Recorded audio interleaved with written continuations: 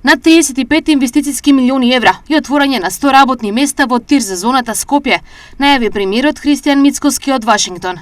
Компанијата Ваптек одлучи да го зголеми своето производно портфолио со уште една дополнителна инвестиција која што ќе биде во технолошко-индустријско развојната зона Скопје.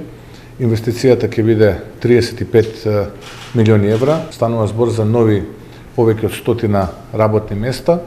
Тоа значи дека ќе имаме зголемен извоз, тоа значи дека ќе имаме позитивно влијание врз бруто домашниот производ.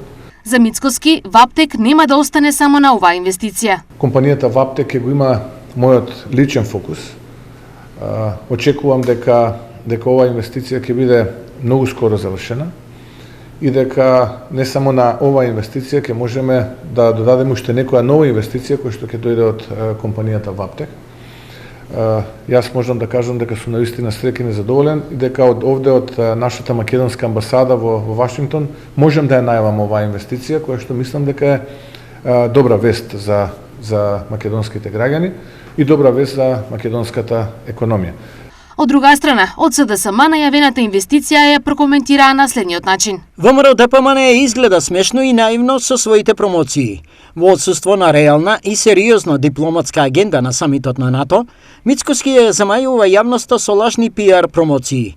И кога веќе е решен да манипулира, го повикуваме исто така да ги објави условите под кои ќе го проширува производството на компанијата Ваптек и што точно е договорено со компанијата. Велат од СДСМ.